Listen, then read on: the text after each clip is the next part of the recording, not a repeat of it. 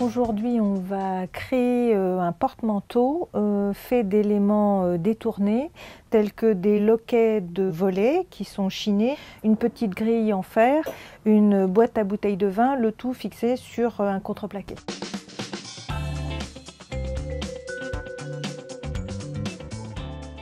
Je choisis de sous-coucher un bois brut qui au départ n'en a pas besoin parce que ça va être mon premier élément de patine.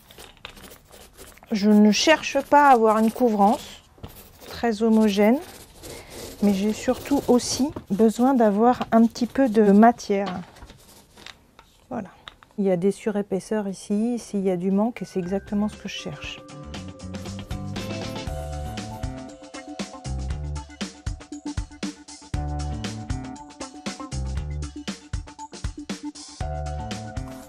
J'ai pas besoin de sous-couche parce que le bois est brut.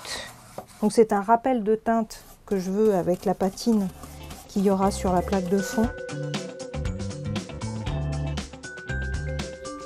Là je vais m'occuper de la porte de la caisse.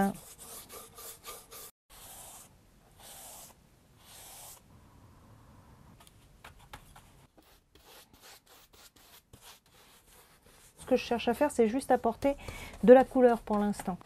Je veux pas d'aplat, je veux des choses soit qui viennent en transparence, soit qui s'étirent.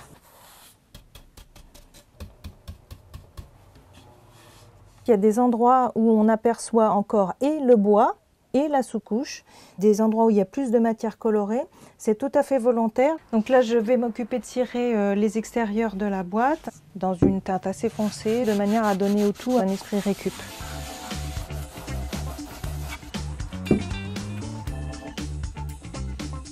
Je vais faire ce qu'on appelle un jus de peinture, c'est-à-dire une peinture très délayée à l'eau, ce qui va me permettre justement de continuer à conserver les éléments qui m'intéressent et qui ne sont pas peints. Je vais le laisser sécher et ensuite je vais poncer par endroits pour abîmer le support de façon à lui donner cet aspect vieilli qui est l'essence même de la patine.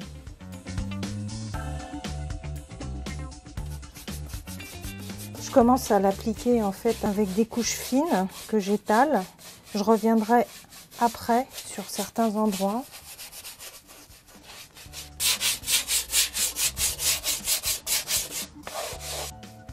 Je radoucis des griffures que je trouve un petit peu trop marquées.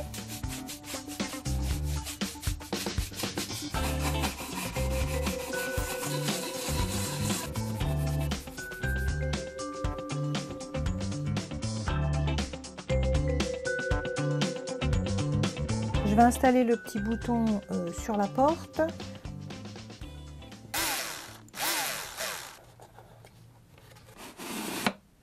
Donc là maintenant je vais fixer la boîte. Je vais me servir d'une colle pour le fond.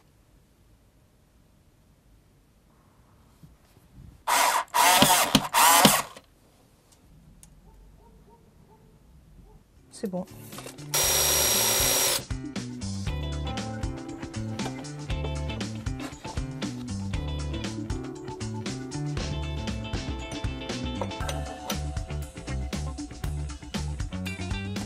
Je vais m'occuper de la grille. Donc pour m'aider à plier cette ferraille, je vais me servir d'un décapeur thermique qui va ramollir le fer.